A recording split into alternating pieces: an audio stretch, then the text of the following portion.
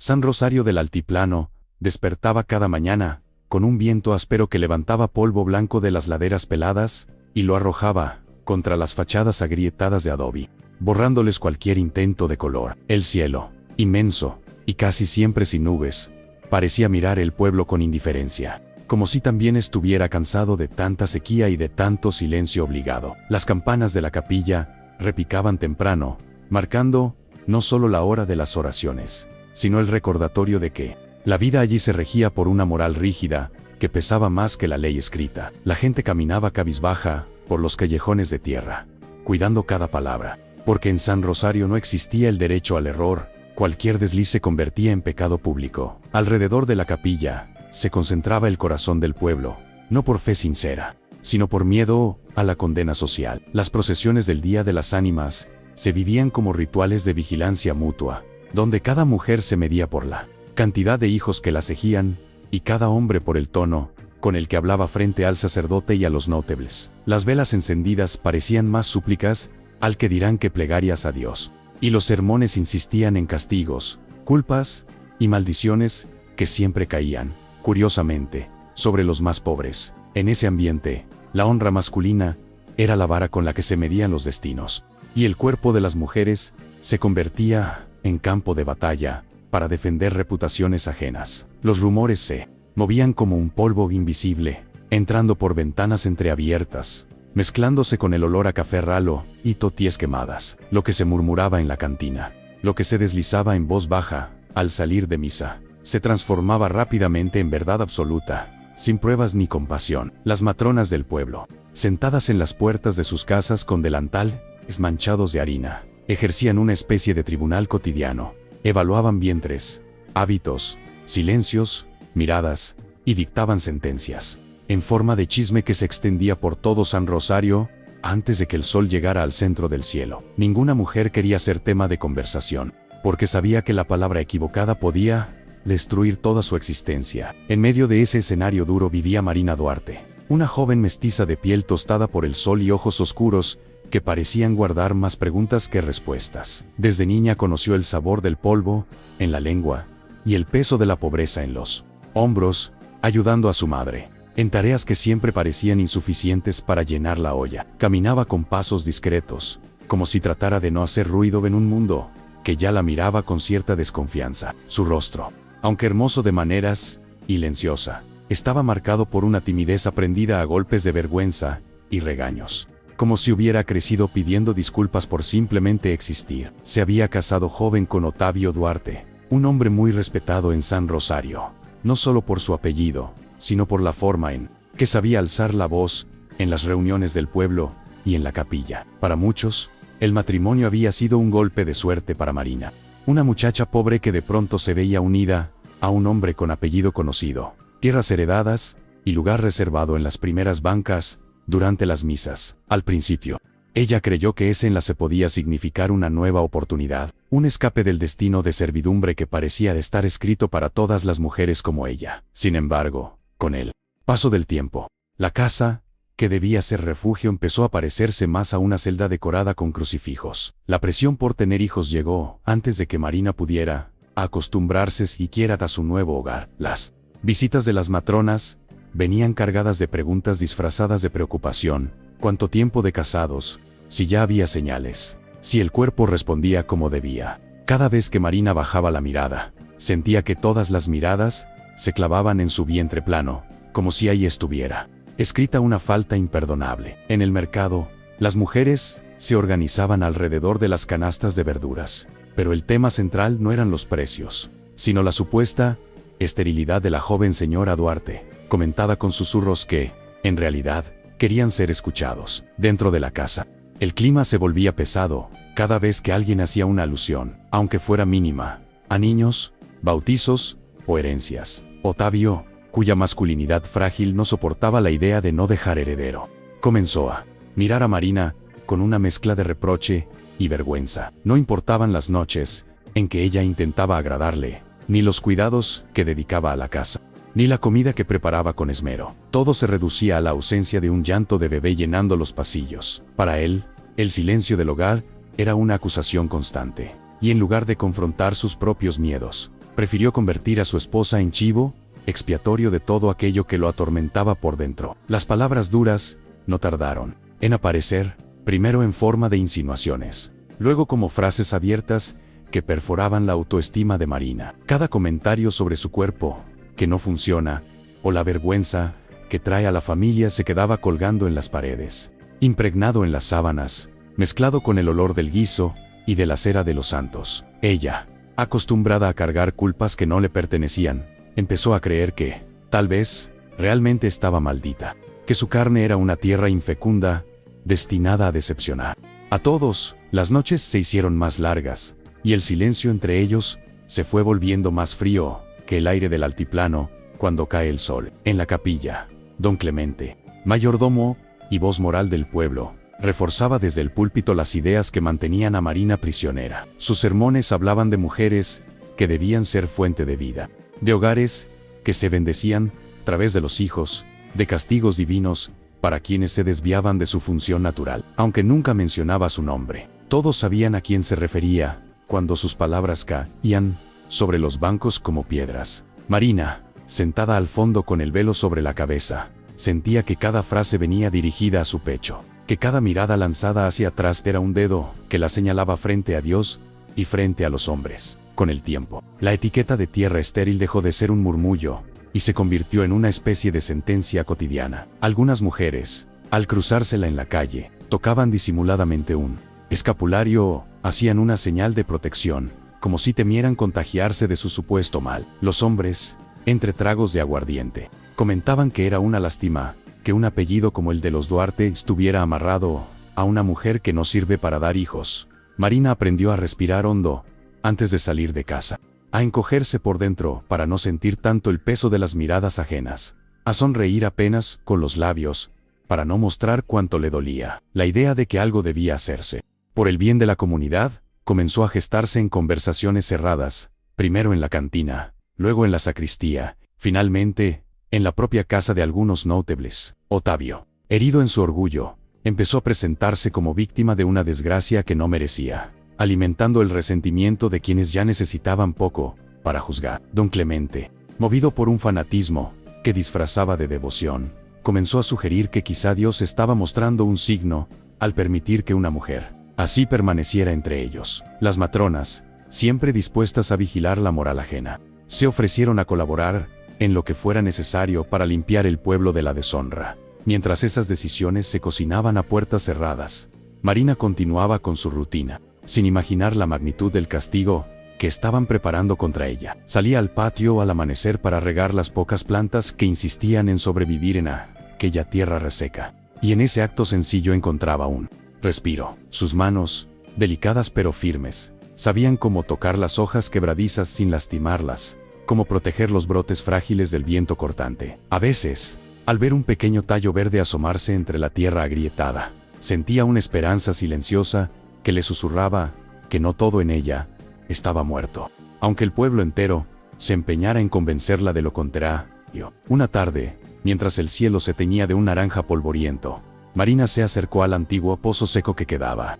las afueras del pueblo, casi en línea con la sien del Ventarrón. Aquel círculo de piedras resquebrajadas era, para muchos, un símbolo de promesas rotas, de años de sequía y de oraciones que nunca encontraron respuesta. Para ella, sin embargo, tenía algo de espejo, un espacio que todos daban por inútil, pero que conservaba, en lo profundo, el misterio de lo que alguna vez fue vida. Se quedó mirando hacia adentro, sintiendo que su pecho era otro pozo vacío, al que todos lanzaban piedras de desprecio sin preocuparse por lo que había en el fondo. El día en que todo estalló, el aire amaneció más denso que de costumbre, cargado de una electricidad que no venía de tormentas, sino de decisiones humanas. Algunos hombres comenzaron a reunirse alrededor de la plaza desde temprano, murmurando entre sí mientras fingían ocuparse de sus asuntos. Las mujeres, con pañuelos bien ajustados en la cabeza, iban y venían con canastas vacías, solo para tener excusa de circular y observar. Marina, dentro de su casa, notó un silencio raro en la calle, ese tipo de silencio que precede a algo que se sabe injusto, pero que nadie se atreve a detener. Cuando escuchó los primeros golpes en la puerta, su corazón se aceleró como si reconociera, antes que su mente, que venían por ella. Cuando Marina abrió la puerta, no alcanzó a distinguir cuántas personas había afuera, pero sí sintió el peso de sus miradas como una cuchillada fría en el estómago. Eran hombres y mujeres mezclados, algunos con rosarios entre los dedos, otros con palos en las manos, y varios más escondiendo su cobardía detrás de una expresión de falsa solemnidad. Otavio estaba al frente, con el mentón elevado y los ojos cargados de una ira contenida, que ya no necesitaba disimular. En el umbral, Marina sintió como el aire le faltaba, como si la calle se hubiera encogido de pronto, cerrándole toda posibilidad de escape. Sus manos temblaron ligeramente, pero su voz no salió. Era como si su garganta hubiera sido sellada por él mismo miedo que los demás habían sembrado en ella durante años. Otavio dio un paso al frente y, sin pronunciar palabra, la sujetó del brazo con una fuerza que no buscaba controlarla, sino marcarla. La empujó hacia afuera con brusquedad, obligándola a caminar descalza, sobre el suelo caliente y lleno de piedritas, que se incrustaban en la planta de sus pies como agujas ardientes. Las matronas se acercaron a su alrededor, levantando las faldas para no ensuciarse, mientras murmuraban palabras que envolvían a Marina como una red de veneno. Castigo, maldición, vergüenza. Los niños, asustados pero curiosos, se escondían detrás de las piernas de sus padres, observando cómo la mujer era arrastrada hacia la plaza principal como una ofrenda para un ritual que nadie se atrevía a cuestionar. A medida que avanzaban, las puertas de las casas se abrían apenas un par de dedos, dejando escapar ojos preocupados que preferían el anonimato del hueco oscuro de una ventana antes que involucrarse. El viento levantaba polvo que se pegaba al sudor de Marina, formando una capa áspera sobre su piel. Cada paso la alejaba más de cualquier seguridad que alguna vez hubiera conocido, aunque fuera mínima, y la empujaba hacia un destino que ya no dependía de ella. La capilla apareció a la distancia, imponente, con su cruz envejecida recortándose contra un cielo sin nubes, como si ese mismo cielo estuviera conspirando con el pueblo para probar lo que estaba por venir. En cuanto llegaron a la plaza, el grupo empezó a formar un círculo alrededor de Marina, encerrándola en un espacio donde era imposible no sentir las vibraciones del odio colectivo. Don Clemente emergió de la multitud con su sotana polvorienta y un aire de autoridad que usaba como escudo moral. Sostenía un crucifijo grande entre las manos, levantándolo como si fuera un arma contra un demonio invisible. Su voz, grave y casi teatral, comenzó a resonar con ecos en las paredes de adobe. Hablaba de pureza, de maldiciones que debían ser cortadas de raíz, de pueblos que solo prosperaban cuando desterraban lo que consideraban impureza femenina. Marina, rodeada por esas palabras, sintió que su pecho se estrechaba, como si su propio cuerpo empezara a desaparecer frente a la avalancha de acusaciones. Otavio, inflado de falsa autoridad, se adelantó para señalarla frente a todos. Su discurso, cargado de mentiras repetidas tantas veces que él mismo había empezado a creerlas, describía a Marina como un peso muerto, una carga inútil que había traído desgracia a su casa. Decía que Dios no bendecía vientres malditos, que una mujer que no podía dar fruto era una ofensa al orden natural, que él había soportado más de lo que un hombre de su posición debía soportar. Cada frase era una herida nueva, y cada aplauso o murmullo de aprobación surgía entre los presentes era un recordatorio cruel de que la comunidad entera se creía con derecho a decidir el valor de su vida. Las matronas, siempre deseosas de participar en cualquier acto que les diera sensación de poder, comenzaron a gritar instrucciones para que la pecadora fuera llevada de inmediato al árbol del castigo, ese algarrobo seco que se erguía a las afueras del pueblo como un esqueleto desgastado por el tiempo.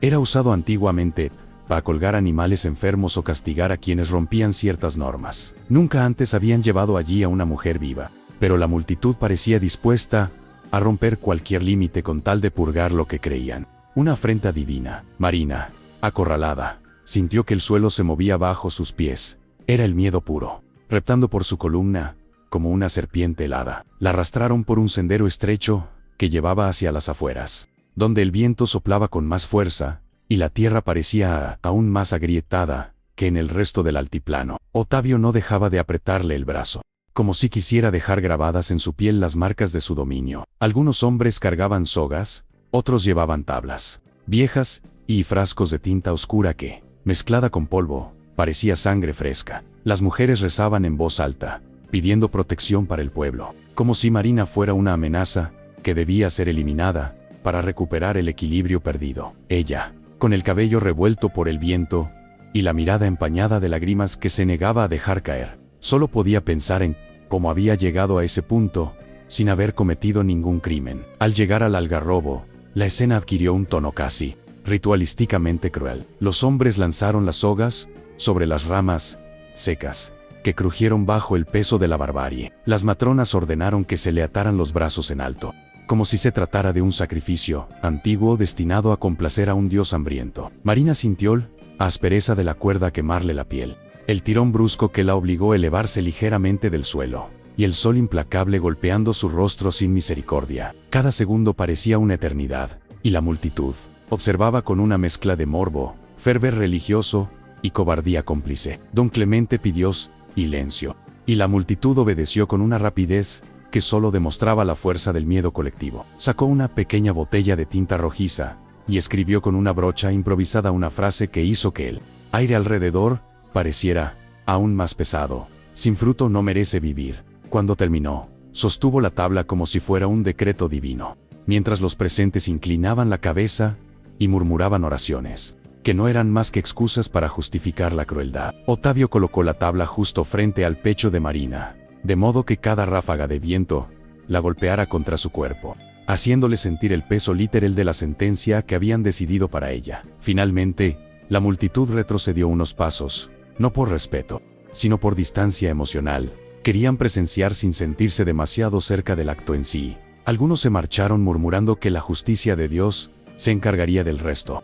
Otros se quedaron un poco más, observando cómo Marina colgaba de las cuerdas, con el sol lacerándole la piel, y el corazón latiendo con un ritmo que parecía querer abandonarla. Cuando el último par de ojos curiosos desapareció tras la polvareda, Marina quedó sola frente a un paisaje inmenso y silencioso, abandonada como si ya estuviera muerta, aunque su respiración débil insistiera en aferrarse a la vida. El sol del altiplano cayó sobre Marina con una violencia que parecía personal, como si el cielo también quisiera arrancarle las fuerzas que aún quedaban escondidas en su cuerpo exhausto. El sudor le corría por la frente, pero se evaporaba antes de llegar al mentón, dejando una sensación de ardor constante. Sus labios se agrietaron en cuestión de minutos, y sus brazos, elevados por las sogas ásperas, comenzaron a dormirse hasta convertirse en una mezcla insoportable de calambre y dolor punzante. El sonido del viento era lo único que la acompañaba, un susurro monótono que levantaba polvo y lo arrojaba contra su piel, marcándola como cuchillas diminutas. Cada minuto que pasaba parecía robarle una parte de sí misma, como si la tierra árida quisiera absorberla para convertirla en una sombra más del paisaje desolado. El dolor físico, aunque intenso, no era lo que más la atormentaba. Lo que realmente le perforaba el pecho era la humillación. Recordaba los ojos de cada persona que había visto mientras la arrastraban, ojos que alguna vez le habían comprado toties, que habían recibido su ayuda, que habían compartido un saludo en la plaza. Todos ellos ahora la miraban como si fuera un desecho humano, como si su existencia hubiese perdido valor por completo. Esa traición silenciosa dolía más que el sol, más que la cuerda raspando su piel. Pensaba en su madre, en lo que habría sentido al verla en ese estado, atada como una criminal, sin haber cometido más pecado que no concebir. Y esa idea le desgarraba el alma de una forma que ningún castigo físico podría igualar. A medida que las horas avanzaban,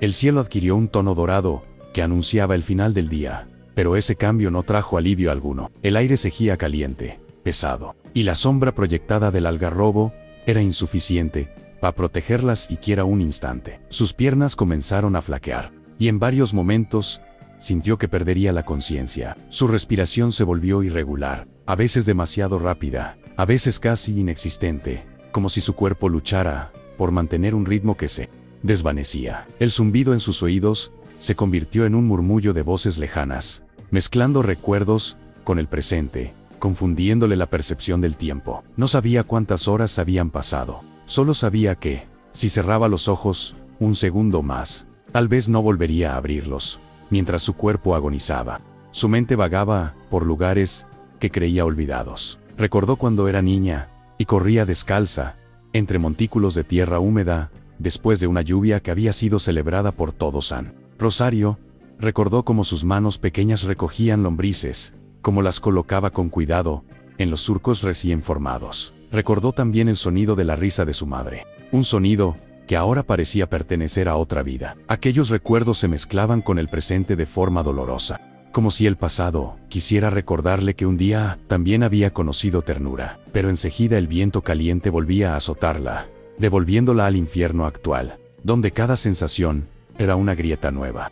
En su espíritu, cuando el sol empezó finalmente a hundirse tras las serranías, el frío de la noche comenzó a reclamar su espacio con una rapidez que la tomó por sorpresa. Su cuerpo, debilitado por el calor extremo, no estaba preparado para ese contraste, y un temblor involuntario recorrió su columna. Los brazos le dolían tanto que ya no sentía si sangraban o no. La piel reseca de sus labios se abría con cada respiración, y un sabor metálico llegó a su boca cuando una pequeña grieta sangró. Su vista se volvió turbia. Veía el paisaje como manchas difusas, luces y sombras que no tenían forma. Sabía que estaba al borde del desmayo, pero una parte de ella se aferraba instintivamente a la vida. Quizá porque la injusticia aún ardía, empujándola a no ceder. En algún punto de esa noche helada, un sonido ajeno a la monotonía del viento la sobresaltó. Pasos, lentos pero firmes, avanzando sobre la tierra seca. Marina, entre la conciencia y la oscuridad, levantó ligeramente la cabeza, aunque el movimiento le arrancó un gemido ahogado. Vio una figura aproximarse contra la luz tenue de la luna. Era un hombre alto, de hombros amplios, con un andar pesado, que no pertenecía a ningún habitante del pueblo. Por un instante, Marina creyó que era una sombra, una alucinación provocada por el sufrimiento, pero la figura se detuvo frente a ella, y el brillo de unos ojos profundos confirmó que era real. Marina quiso hablar, pero su garganta no emitió sonido alguno. Jonás Acevedo, solitario dueño de la hacienda El Ventarrón, se quedó inmóvil por unos segundos, observando la imagen terrible que tenía frente a él. La cuerda tensa, el cuerpo de Marina suspendido, la tabla escrita con tinta rojiza, colgando sobre su pecho, la palidez grisácea de su piel. Todo ese conjunto parecía más propio de una escena de barbarie antigua que de un acto cometido por seres humanos. Jonás sintió una punzada en el pecho, un eco doloroso, que despertó recuerdos enterrados profundamente, la pérdida de su esposa, el hijo que nunca llegó, la soledad que había convertido su hacienda en un lugar silencioso. El sufrimiento ajeno, sin embargo, tuvo el poder de reactivar algo dentro de él, como si al ver la injusticia extrema frente a sus ojos, una chispa olvidada comenzara a arder otra vez. Sin dudarlo, Jonás avanzó, y cortó las sogas con un machete que llevaba al cinturón. El cuerpo de Marina cayó primero de rodillas, luego de lado, exhausto, como un tejido frágil que finalmente se desploma. El lazo sostuvo antes de que su cabeza golpeara la tierra. Sintiendo el peso liviano de alguien, había sido drenada de fuerzas. El frío de su piel lo alarmó. La recogió entre sus brazos, con una delicadeza que contrastaba con la rudeza de su aspecto. Mientras la levantaba, la tabla con el mensaje cruel cayó al suelo, levantando una nube de polvo que se disipó con rapidez. Jonás miró brevemente las palabras: sin fruto, no merece vivir. Y algo dentro de él se rompió en silencio. Con Marina desmayada entre los brazos, Jonás inició el camino hacia la hacienda, avanzando con paso firme a pesar del peso emocional que cargaba. El viento golpeaba su rostro, pero él no detuvo la marcha. En su mente se formaban preguntas que no tenían respuesta inmediata. ¿Cómo habían permitido que una mujer fuera castigada de esa forma? ¿Qué tipo de pueblo podía justificar semejante crueldad en nombre de la honra? El latido débil del corazón de Marina contra su pecho le recordaba que la vida aún no la había abandonado, y eso le bastaba para acelerar el paso. Sabía que cada minuto contaba. Una noche en ese estado podía significar la muerte. Cuando llegó a la hacienda El Ventarrón, el silencio habitual del lugar adquirió una nueva dimensión. El patio, iluminado apenas por la luz tenue de un farol, parecía contener la respiración al ver a su dueño regresar con una mujer agonizante. Jonás entró directamente en la habitación que alguna vez había sido de su esposa,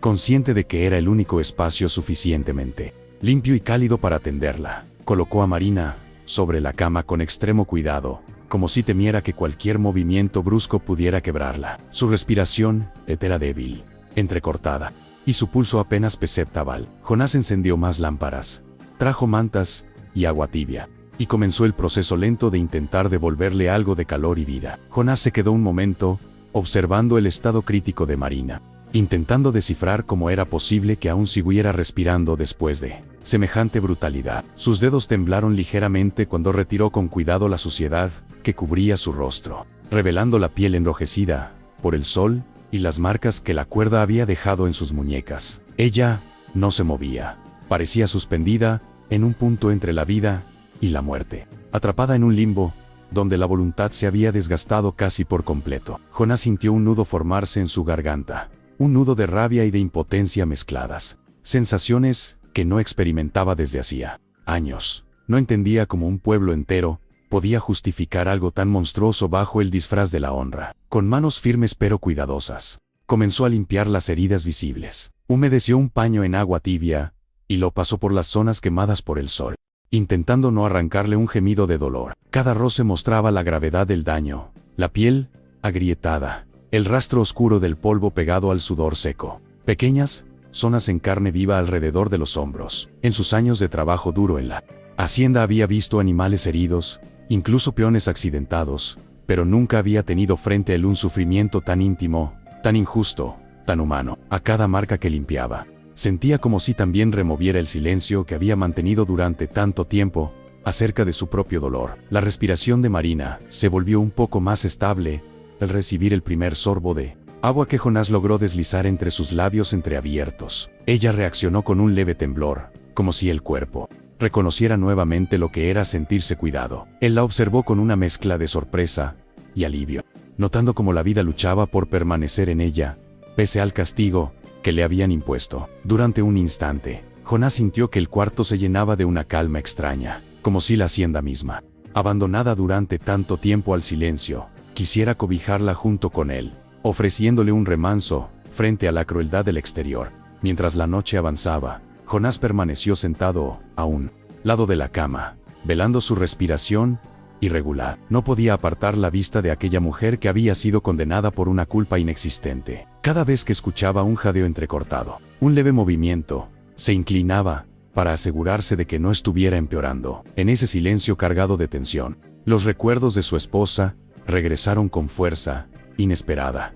La enfermedad que se la llevó lentamente, la impotencia de no poder salvarla, el vacío que quedó en la hacienda después de su muerte. Ahora, frente a él, había otra vida pendiendo de un hilo, y Jonás sintió que no podría soportar otra pérdida, aunque no entendiera por qué esa mujer desconocida lo despertaba tanto. En algún punto de la madrugada, Marina abrió los ojos apenas un instante, lo suficiente para ver una luz cálida que no recordaba, una figura masculina inclinada sobre ella, y una sensación confusa de estar en un lugar distinto al infierno donde la habían dejado. Su visión se nubló rápidamente, pero alcanzó a sentir el roce de una manta suave sobre su cuerpo frío, y un olor tenue a madera seca y hierbas viejas. Quiso hablar, preguntar dónde estaba, pero su garganta era un desierto. Sus párpados pesaron más que cualquier palabra posible, y volvió a caer en la oscuridad de un sueño febril donde se mezclaban voces antiguas con el eco del algarrobo. Jonás interpretó aquella breve apertura de ojos como un signo de resistencia, como el primer gesto de una lucha interna que Marina estaba dispuesta a librar, aunque fuera de manera inconsciente. Decidió entonces que no la dejaría sola ni un segundo. Se levantó para encender más velas, preparar un ungüento improvisado con plantas medicinales que quedaban en la hacienda, y calentar agua nueva. Cada movimiento suyo tenía la precisión de alguien acostumbrado a cuidar animales, pero con una delicadeza inusual, como si finalmente estuviera encontrando un propósito, después de años de caminar sin rumbo emocional. Su silencio no era vacío, tenía la densidad de quien piensa y siente al mismo tiempo. Cuando el amanecer finalmente llegó, tiñendo la habitación de un color anaranjado suave, Marina comenzó a moverse con más claridad. Intentó enderezarse, pero un dolor agudo le recorrió los brazos y la espalda, obligándola a soltar un gemido que rompió el silencio de la mañana. Jonás, que había estado medio dormido en una silla, despertó inmediatamente y se acercó. Marina lo miró por primera vez con plena conciencia. Vio el rostro cansado de un hombre que cargaba su propia historia de pérdidas. Vio sus ojos oscuros, que no juzgaban, sino que observaban con una mezcla de preocupación y respeto. No entendía por qué estaba allí ni cómo había llegado, pero por primera vez en mucho tiempo, no sintió miedo en la mirada de un hombre. Ella quiso incorporarse, pero el mareo la obligó a apoyarse de nuevo en la almohada. Jonás le ofreció agua, acomodó las mantas y le pidió que descansara, sin levantar la voz, sin apresurarla, sin tratarla como un objeto roto. El gesto la desconcertó. Marina estaba acostumbrada a recibir órdenes bruscas o miradas de reproche, No sabía cómo reaccionar ante la calma y la paciencia. Su mente, todavía envuelta en el trauma de la noche anterior, temía que todo fuera una ilusión destinada a desvanecerse en cualquier momento. Sus labios se movieron, intentando formular preguntas, pero solo salió un susurro ronco que la obligó a guardar silencio otra vez. Poco a poco, mientras el sol ascendía en el cielo, Marina recuperó la conciencia de su propio cuerpo. Sintió las quemaduras, la piel raspada, los músculos tensos, pero también el alivio de estar recostada en un colchón suave, cubierta por mantas limpias y protegida por muros sólidos. La habitación era sencilla, con muebles de madera envejecida y una ventana que dejaba entrar un hilo de luz cálido. A pesar de la austeridad, había algo en ese lugar que transmitía paz. Tal vez era el silencio, distinto al silencio cruel de San Rosario. Este silencio no oprimía, sino que abrazaba. En ese momento, Marina se dio cuenta de que, contra toda lógica, estaba viva. Y cuando su mente aceptó esa verdad, el llanto que había mantenido reprimido durante años, comenzó a brotar silencioso. No era un llanto escandaloso ni desesperado, era un llanto hondo, quebrado, que salía desde la raíz del alma. Jonás no se acercó de inmediato. Comprendió que ese llanto no pedía consuelo físico, sino espacio. Se limitó a quedarse cerca, sin invadir, dejando que Marina liberara lo que había sido acumulado por tanto tiempo: miedo, vergüenza, humillación, culpa. En cada lágrima que caía sobre las sábanas, había una parte de ella que se desprendía del peso del pueblo, del castigo injusto, del abandono. Era el inicio de algo nuevo, aunque ninguno de los dos supiera aún hacia dónde los llevaría. Cuando el llanto finalmente se calmó, Marina se quedó mirando el techo de la habitación, sintiendo como su respiración comenzaba a estabilizarse después de tantas horas fluctuando entre la vida y la muerte. El silencio que quedó en el cuarto no era incómodo, tenía algo de sagrado, como si la hacienda reconociera que ese momento pertenecía solo a ella. Jonás, aún sentado a su lado, percibió ese cambio sutil y decidió hablar por primera vez desde que la había traído. Su voz salió baja, grave, sin intención de asustarla. Le dijo que estaba a salvo, que nadie en el pueblo sabía que se encontraba allí, y que él no permitiría que volvieran a ponerle una mano encima. Aquellas palabras, pronunciadas con honestidad simple, hicieron que Marina cerrara los ojos un instante, como si necesitara comprobar que no estaba soñando. Jonás se levantó para preparar un caldo liviano, consciente de que su cuerpo necesitaba alimento para comenzar a sanar. Mientras caminaba por la cocina, pudo sentir que algo en su interior se movía lentamente, como un engranaje oxidado, que empezaba a girar de nuevo después de años detenido. La presencia de Marina en su hogar había removido emociones que él creía muertas, y aunque no entendía del todo por qué, sabía que no podía ignorarlas. Recordó la expresión en su rostro cuando la encontró colgada, el cuerpo indefenso, la tabla cruel golpeándole el pecho con cada ráfaga de viento. Esa imagen se grabó en él como un tatuaje de indignación y ternura, haciéndole sentir la urgencia de protegerla a cualquier costo. Cuando regresó con el caldo, Marina lo recibió con una mezcla de gratitud y desconfianza. Sus manos temblorosas intentaron sostener la taza, pero Jonás apoyó suavemente sus dedos sobre los de ella, estabilizándola sin imponerse. La joven bebió lentamente, sintiendo como el calor recorría su garganta reseca y bajaba hasta su estómago vacío. En cada sorbo había un esfuerzo por recuperar algo de sí misma, por reconstruir las fuerzas que el pueblo había intentado arrebatarle. Jonás observó cada gesto con una atención silenciosa, como si temiera que cualquier distracción pudiera hacerla desvanecerse. Esa dedicación desconcertó a Marina, que no estaba acostumbrada a ser cuidada con ese nivel de delicadeza. Al terminar, Marina trató de hablar, pero la voz no le salió como esperaba. Preguntó en un susurro dónde estaba y por qué él la había encontrado. Jonás respiró hondo antes de responder. Le explicó que aquella noche había salido a caminar cerca del viejo pozo, tratando de apaciguar la inquietud que a veces lo mantenía despierto. La luna iluminaba el altiplano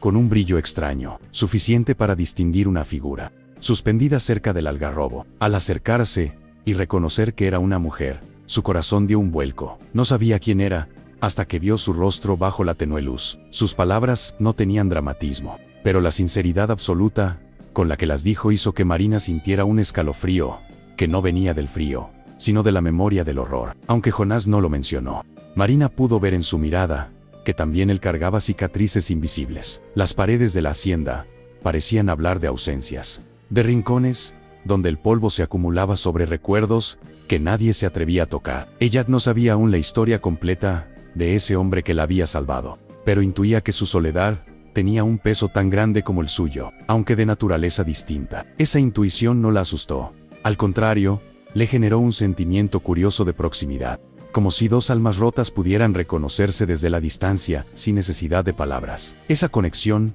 incipiente flotó en el ambiente con una delicadeza que ninguno de los dos sabía cómo nombrar. A lo largo del día, Marina intentó incorporarse varias veces, pero su cuerpo protestó con dolores intensos en los brazos y la espalda. Jonás insistió en que permaneciera acostada, asegurándole que la hacienda era amplia, silenciosa, y que nadie se atrevería a entrar sin su permiso. Ella observó la habitación con mayor atención, las maderas antiguas del techo, los cuadros desgastados por el tiempo, la mesa sencilla junto a la ventana, donde un pequeño jarrón sostenía flores secas. Había detalles que revelaban una vida anterior marcada por ternura y pérdida, una manta tejida a mano, un perfume casi imperceptible impregnado en el aire, un libro abierto en un estante, detenido en una página que alguien jamás volvió a continuar. Marina comprendió que ese cuarto había pertenecido a alguien que Jonás había amado profundamente. Con el paso de las horas, el cuerpo de Marina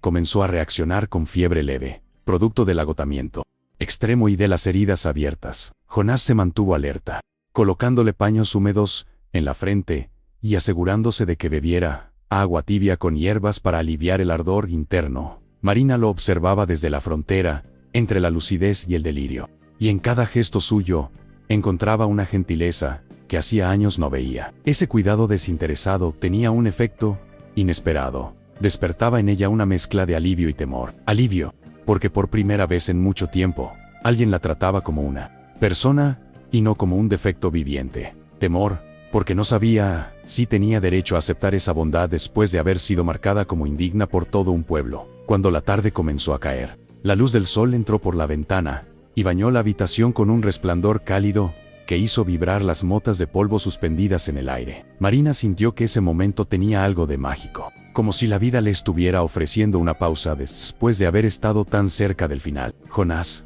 al verla más despierta, se sentó a su lado y le pidió, con tono suave, que no intentara recordar demasiado de lo ocurrido, que dejara que su cuerpo hablara primero. Marina asintió lentamente, aunque sabía que olvidar era imposible. Sin embargo, la presencia tranquila de Jonás le dio un respiro emocional que no esperaba encontrar tan pronto. Por primera vez, la palabra seguridad dejó de sentirse ajena, mientras el sol se ocultaba detrás de los cerros, dejando tonalidades rosadas en el cielo. Un pensamiento atravesó la mente de Marina, con una claridad casi dolorosa. Si había sobrevivido, no era por casualidad. Había una razón, aunque aún no pudiera comprenderla. Miró sus manos, aún temblorosas, y notó que a pesar de las heridas, conservaban la capacidad de sentir. Esa simple percepción la conmovió profundamente. Sus manos no estaban muertas.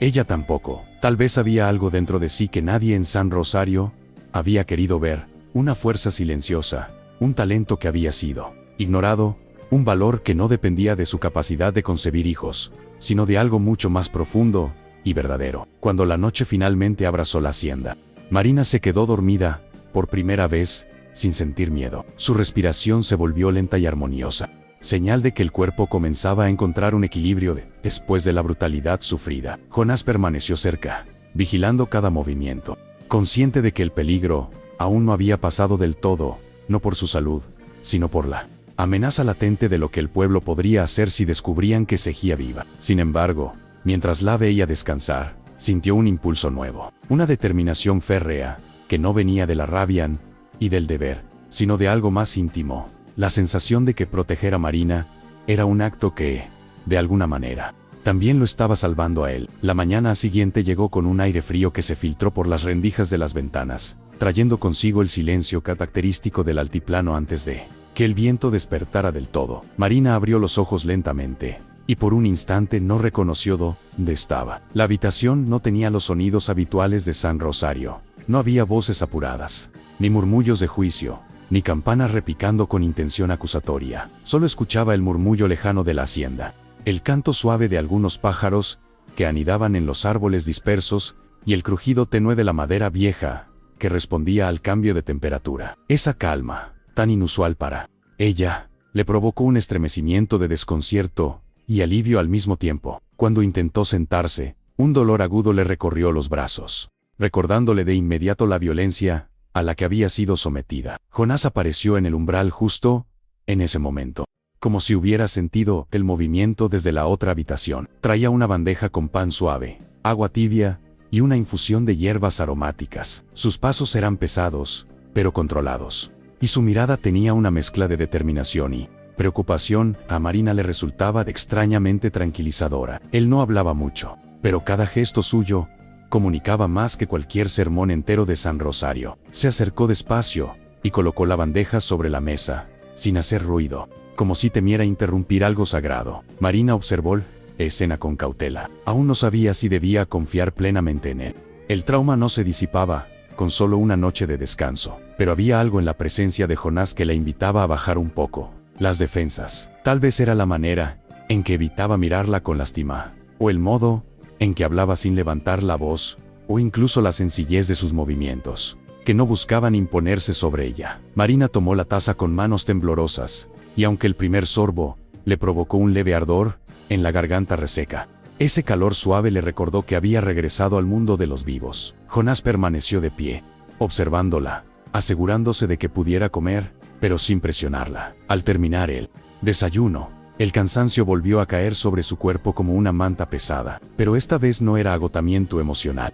Era el cansancio natural de alguien que necesita tiempo para sanar. Marina se recostó de nuevo, y Jonás comenzó a revisar las heridas de sus muñecas. Ella cerró los ojos cuando sintió sus dedos tocar la piel enrojecida, pero no por miedo, sino por una mezcla de vulnerabilidad y alivio. Él aplicó un ungüento de olor fuerte, preparado con hierbas de la región, y cubrió la zona con vendas limpias. Marina sintió una punzada de escozor seguida de un calor que la relajó. Cuando volvió a abrir los ojos, Jonás la miraba con una expresión seria, pero extrañamente suave. A pesar de la calma en la hacienda, Marina sabía que la realidad del pueblo seguía existiendo más allá de esas paredes. La imagen de los rostros hostiles, el peso de los insultos, la tabla manchada con tinta rojiza, todo eso regresaba a su mente como fragmentos de un sueño aterrador. El miedo aún estaba allí, latente, agazapado detrás de cada pensamiento. Se preguntó si Otavio habría regresado a su casa como si nada hubiera pasado, si don Clemente estaría dando gracias por haber purificado el pueblo, si las matronas estarían comentando su supuesto castigo con orgullo morboso. Pero luego, al mirar por la ventana y ver el horizonte amplio y silencioso, sintió que, por primera vez, tenía un espacio de respirar sin ser juzgada. Más tarde, Jonás la invitó a salir al pequeño patio de la hacienda. No la obligó, simplemente abrió la puerta y le dijo que el aire fresco podía ayudarle. Marina dudó un momento, pero finalmente aceptó. Al apoyarse en el marco para levantarse, Jonás se acercó para sostenerla por el antebrazo, con un cuidado que la hizo sentir ligera en medio de tanto dolor. Cuando salió, el sol de la mañana iluminó su rostro con un calor suave, muy distinto al sol que la había castigado en el algarrobo. El viento soplaba con menos fuerza que de costumbre, permitiéndole escuchar el crujido de las hojas secas bajo sus pies. La hacienda, aunque envejecida, tenía una belleza silenciosa, como si cada rincón guardara historias que solo revelaba a quienes supieran mirar con atención. En el centro del patio, había un árbol joven que Jonás había plantado años atrás. Un árbol que no había crecido con la fuerza esperada debido a la sequía persistente. Sin embargo, al acercarse, Marina notó algo que hizo que el aire se espesara a su alrededor. Pequeños brotes verdes asomaban entre las ramas secas, como si la planta estuviera despertando después de un largo letargo. Se inclinó ligeramente para observarlos, y un sentimiento inexplicable le recorrió el pecho. Aquella señal de vida, tan mínima y delicada, tenía un eco profundo en su interior, como si respondiera a algo que ella misma llevaba guardado desde siempre. Jonás se quedó observando la reacción de Marina, sin intervenir. Sabía que ese árbol, aunque frágil, era importante para ella de una manera que escapaba a la lógica. Vio cómo ella extendía una mano para tocar una de las hojas nuevas, como la yema de sus dedos se deslizaba con suavidad sobre la superficie verde, como si reconociera en ese brote un lenguaje antiguo que solo ella podía comprender. En ese gesto había una ternura que Jonás no había visto en años, y algo dentro de él se conmovió en silencio. Ese instante parecía unirlos, sin necesidad de palabras. como si la hacienda misma respondiera a la presencia de Marina con una tímida señal de esperanza. Marina, al notar la mirada de Jonás, retiró la mano con cierta timidez. No quería que él pensara que estaba imaginando cosas. Sin embargo, algo en la tierra parecía cambiar con su simple toque. El aire alrededor del árbol tenía una frescura nueva, casi imperceptible, pero evidente para alguien tan sensible como ella. Por un momento, se preguntó si aquello era real o si era una proyección de su deseo de renacer después de tanta humillación. Pero al observar la expresión de Jonás seria, atenta, sin rastro de burla, comprendió que él también había visto algo. Ese entendimiento silencioso la estremeció más que cualquier palabra. Mientras regresaban al interior de la hacienda, Marina sintió que sus pasos eran un poco más firmes que el día anterior. Era una fortaleza pequeña, casi invisible, pero significativa. No sabía cuánto tiempo necesitaría para sanar por completo, ni si alguna vez podría enfrentar la sombra de San Rosario sin temblar. Pero en ese momento, en ese espacio protegido, sintió que tenía permiso para existir sin pedir disculpas, y aunque no lo dijera en voz alta, una certeza empezó a tomar forma dentro de ella. Algo en la hacienda estaba vivo, porque ella también comenzaba a estarlo. Durante los días siguientes, la recuperación de Marina avanzó de forma lenta pero constante, como si su cuerpo estuviera recordando poco a poco lo que significaba pertenecer a la vida. Cada mañana, Jonás la ayudaba a caminar un poco más lejos dentro de la hacienda, y cada tarde ella se sentía lo suficientemente fuerte para permanecer sentada en el patio, observando el movimiento tenue del viento sobre la hierba reseca. La relación entre ambos se tejía en silencio, sin prisas ni confesiones repentinas. Bastaban los gestos cotidianos para construir un puente invisible de dos almas que habían conocido demasiado dolor. Jonás no le preguntaba sobre San Rosario, y Marina no preguntaba sobre el pasado del hombre que la había rescatado. Era como si ambos entendieran que hablar del ayer podía romper la frágil paz que empezaba a florecer en ese rincón del altiplano. Sin embargo, esa tranquilidad no impidió que los rumores comenzaran a circular en el pueblo. Las primeras sospechas surgieron cuando algunas matronas notaron que los animales salvajes no habían rondado el algarrobo durante la noche en que dejaron a Marina. Luego, otros mencionaron haber visto luces encendidas en la distancia, cerca del ventarrón, en una hora en la que Jonás solía dormir. Los comentarios se mezclaban en las esquinas de la plaza como un veneno que avanza sin que nadie lo detenga. Otavio escuchaba cada nuevo rumor con una mezcla de temor y rabia contenida. Para él, la posibilidad de que Marina estuviera viva era más peligrosa que cualquier castigo divino, porque amenazaba con exponer su mentira ante todo el pueblo. Mientras tanto, en la hacienda, Marina comenzaba a recuperar parte de la sensibilidad emocional que creía extinguida. Una tarde, mientras Jonás limpiaba herramientas en el cobertizo, ella se sentó junto al pequeño huerto que él había intentado mantener a pesar de la sequía. Las plantas estaban débiles, algunas casi marchitas, pero había algo en ellas que resonaba con su propia historia. Se inclinó para tocar la tierra, notando que estaba extremadamente seca, pero aún tibia. Cerró los ojos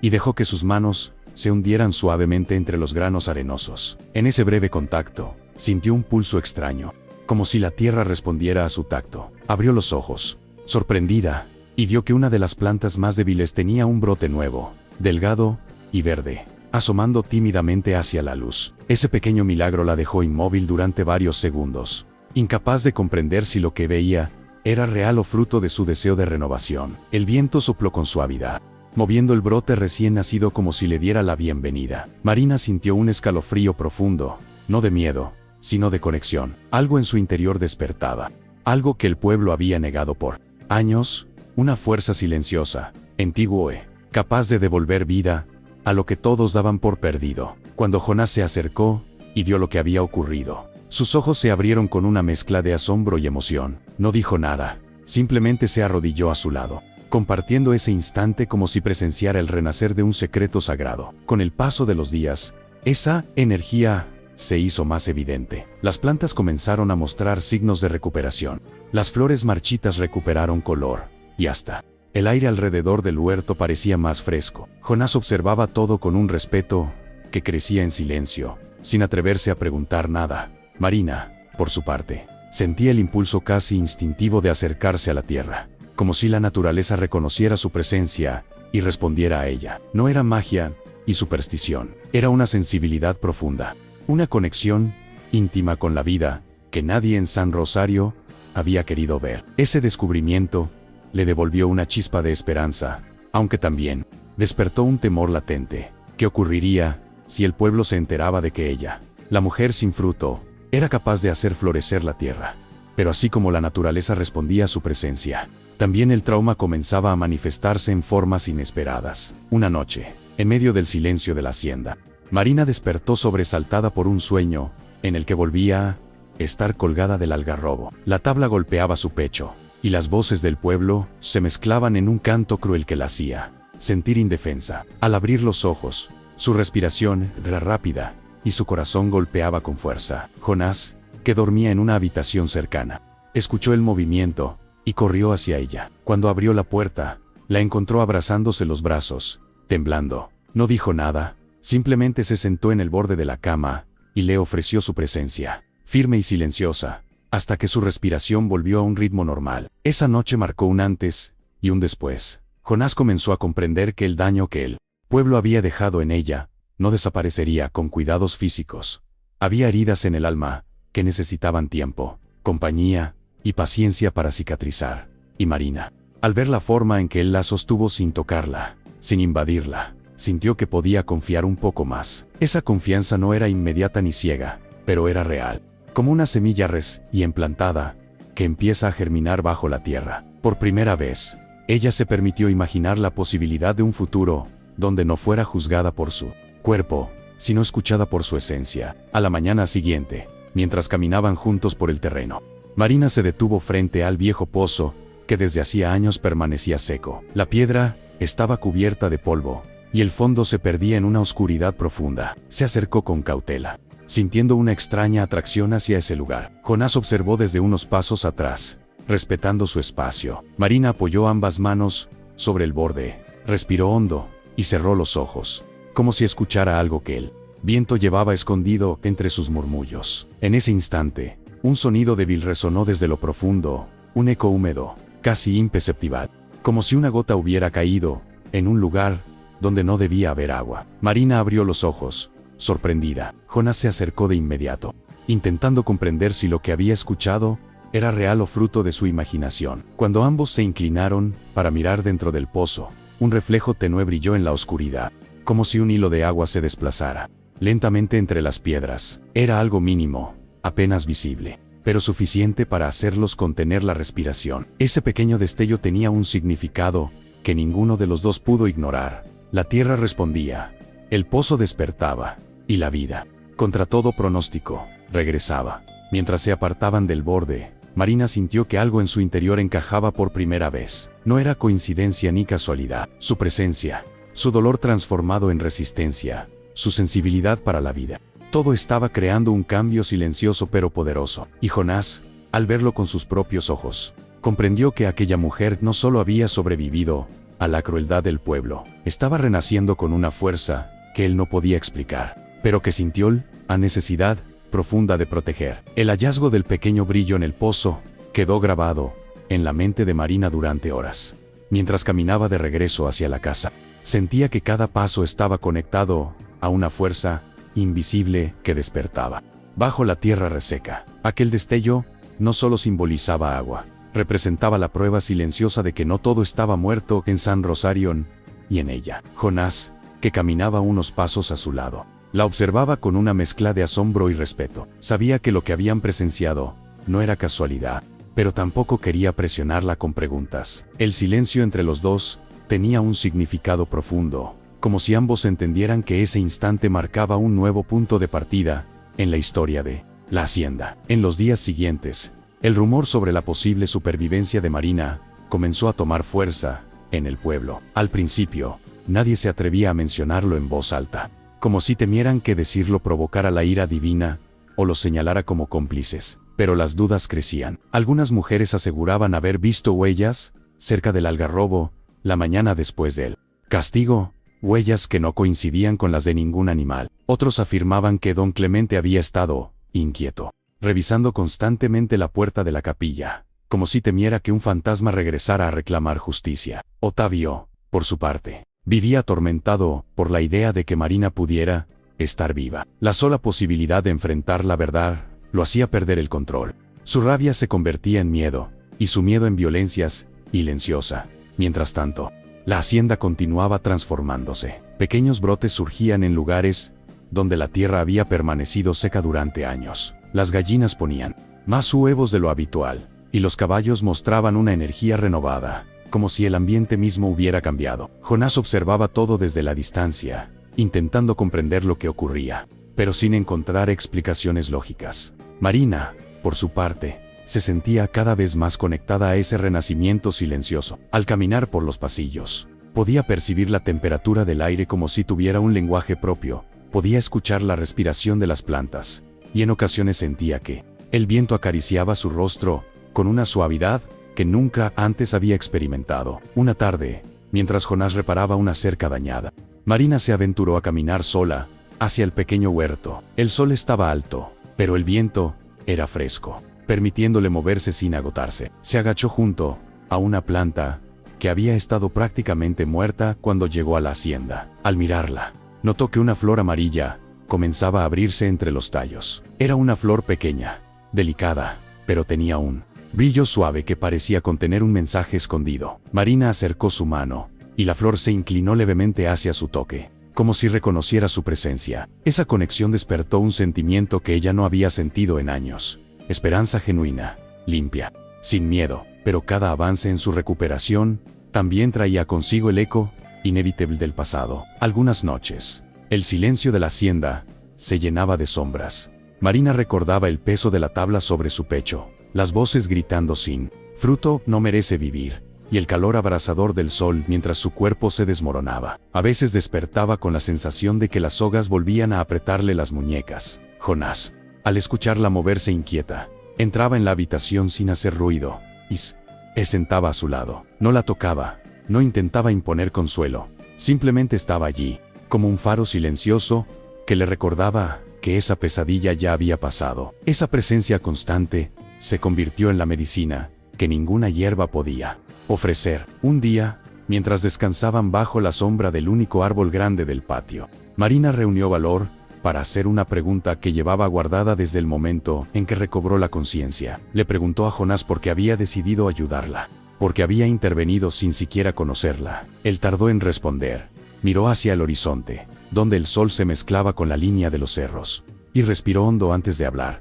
Explicó que había perdido a su esposa y a su hijo antes de que naciera, y que desde entonces vivía atrapado en un silencio que creía definitivo. Pero al verla aquella noche, colgada de ese árbol, algo en su interior despertó. No podía permitir que otra vida se extinguiera así, sin razón, sin compasión. Marina lo escuchó en silencio, sintiendo que esas palabras dialogaban con heridas que ambos compartían sin haberlas confesado. A partir de ese momento, la relación entre ellos adquirió una profundidad distinta. No había declaraciones ni gestos grandilocuentes.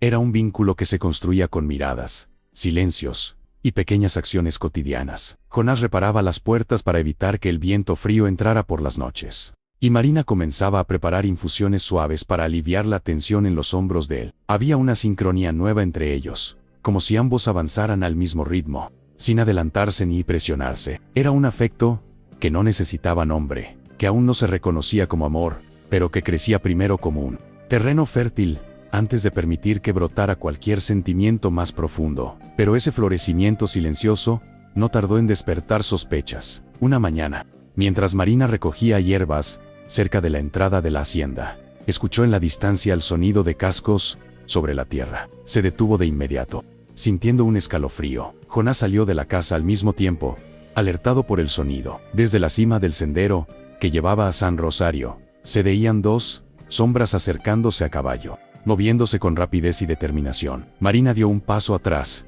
y Jonás se interpuso frente a ella, sin pensarlo. Sabían que ese día llegaría. El pueblo, tarde o temprano, vendría a buscar respuestas. La calma que habían construido se tensó como una cuerda a punto de romperse, cuando las figuras se hicieron visibles.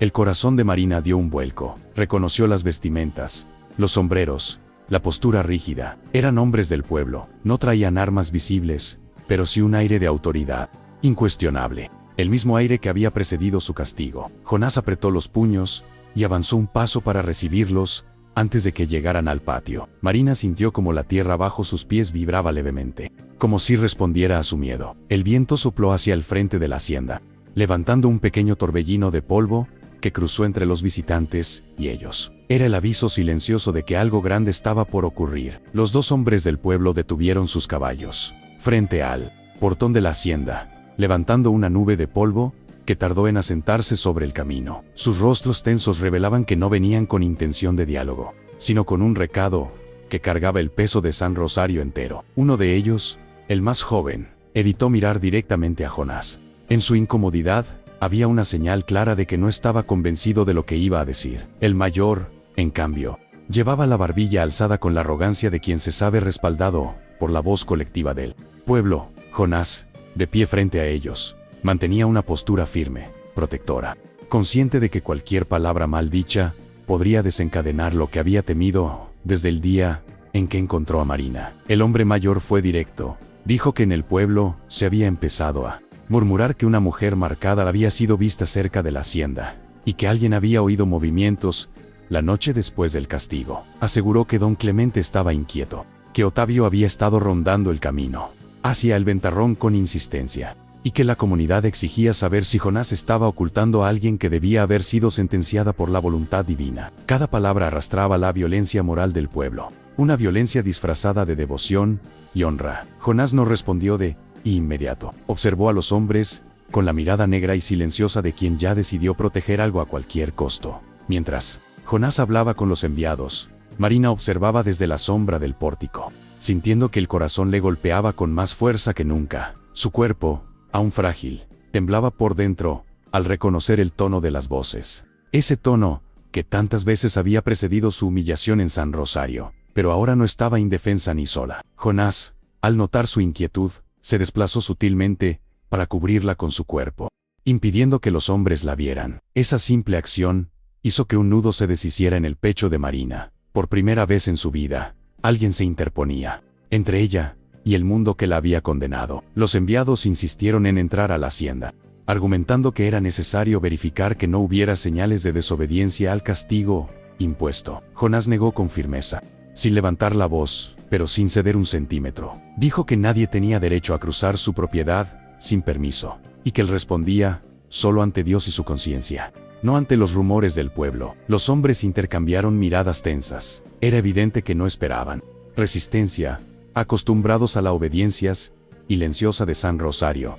La dignidad con la que Jonás defendía su hogar los desconcertaba. Finalmente, amenazaron con regresar junto a Otavio y don Clemente, y dieron media vuelta con un brillo de frustración ardiendo en sus ojos. Cuando los cascos de los caballos se perdieron en la distancia, Marina dejó escapar un suspiro que no sabía que estaba conteniendo. Sus piernas flaquearon levemente, y Jonás la sostuvo por los hombros, guiándola hacia el interior antes de que el miedo pudiera dominarla de nuevo. Una vez dentro, se quedaron en silencio, respirando el aire espeso de la tensión y envivida. Marina levantó la mirada hacia él, y en aquellos ojos oscuros encontró un refugio más sólido que cualquier muro. Jonás, al ver su expresión, supo que lo que estaba en juego ya no era solo su protección física, sino su dignidad, su nombre, su derecho a existir, sin ser aplastada por un pueblo enfermo de arrogancia moral. Esa misma tarde, mientras el sol descendía y teñía la hacienda de un color rojizo, Jonás tomó una decisión. Había estado madurando desde que la encontró colgada en el algarrobo. Le dijo a Marina que no la escondería más, que la verdad debía salir a la luz, no solo para liberarla a ella, sino para enfrentar de una vez por todas la crueldad colectiva que San Rosario llevaba años aceptando como costumbre. Marina se quedó inmóvil, sorprendiéndose al darse cuenta de que ya no le temblaban las manos como antes. Miró hacia la ventana, hacia el viejo pozo, donde había visto el primer brillo de agua, y sintió algo dentro de sí que se afirmaba con fuerza. Si la vida había regresado dentro de ella, también regresaría en su voz. A la mañana siguiente, al escuchar el sonido de múltiples caballos acercándose por el sendero, Marina sintió como el aire de la hacienda cambiaba, como si el viento anunciara la inminencia de algo irreversible. Desde la colina descendían varias carretas y jinetes, hombres, mujeres, matronas, y al frente, don Clemente con su crucifijo en alto. Detrás de él, Otavio montaba su caballo,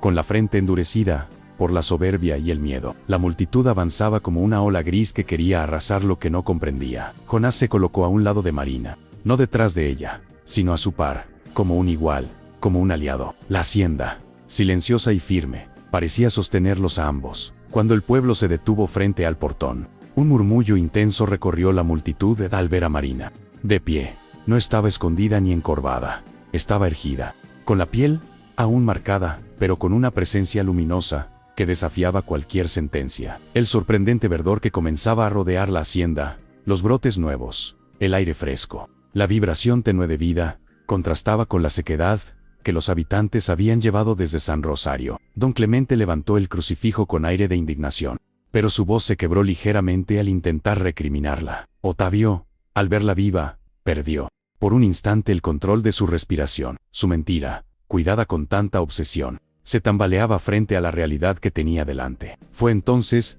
cuando Marina dio un paso al frente. No gritó ni lloró. Su voz, aunque suave, tenía la firmeza de alguien renacido de su propio infierno. Dijo que no había pecado, que nunca había sido tierra estéril, que su cuerpo no era una maldición. Contó la verdad con palabras que pesaban más que cualquier sermón, que fue abandonada, que fue atada y marcada por un pueblo que se escuda en la religión para justificar su crueldad. Señaló el pozo renacido, las plantas que habían florecido, la tierra que respondía a su presencia, y sin acusar con odio, mostró lo evidente: ella no era la estéril, lo era el corazón del pueblo, seco de compasión durante años. Las revelaciones no tardaron en derrumbar a los culpables. La partera tradicional, arrinconada por las palabras de Marina y por las miradas de los presentes, confesó entre lágrimas que Marina jamás tuvo problema alguno para concebir. Otavio, incapaz de soportar el peso de la verdad, terminó admitiendo que había inventado la acusación para salvar su honra herida. Y cuando Jonás compartió los documentos antiguos del ventarrón, aquellos que decían que la tierra pertenecería quien lograra devolverle vida, la multitud no pudo negar lo que estaba frente a ellos. El pozo, las flores, la hacienda respirando de nuevo, todo era testigos silencioso de que la vida había regresado. Porque Marina estaba allí. El silencio que siguió fue distinto al silencio cruel de otras veces. Era un silencio cargado de vergüenza, de reconocimiento tardío, de una verdad que ya no podía esconderse bajo la sombra de la religión mal interpretada. Uno a uno, los habitantes de San Rosario bajaron la mirada. Ninguno se atrevió a sostener la vista de Marina. Don Clemente, derrotado ante la evidencia, no pudo levantar nuevamente el crucifijo. Y Otavio, viendo cómo todo su discurso se desmoronaba, sintió que la autoridad que había usado como arma se convertía en su mayor condena pública. Marina respiró profundamente, sintiendo que algo se liberaba dentro de ella. No era venganza, era justicia, era la reparación moral que la vida le debía desde hacía años. Jonás la miró con un orgullo silencioso, consciente de que había presenciado no solo una defensa, sino un renacimiento completo. Los habitantes del pueblo comenzaron a retirarse en silencio, arrastrando consigo la marca imborrable de la injusticia cometida. Ninguno de ellos volvería a ver a Marina de la misma manera, ni a sí mismos. Cuando la multitud se perdió en el camino, Marina sintió el viento suave acariciar su rostro, como si la tierra misma celebrara su victoria. Jonás se acercó, dejándole espacio pero compartiendo el mismo horizonte. La hacienda, ahora viva, lo rodeaba con una aura cálida que anunciaba un tiempo nuevo. Marina ya no era la mujer sin fruto, era la mujer que hizo florecer la tierra, que enfrentó un pueblo entero y que recuperó su nombre, su dignidad y su derecho a amar sin miedo. En ese instante, supo que la vida, finalmente, volvía a pertenecerle.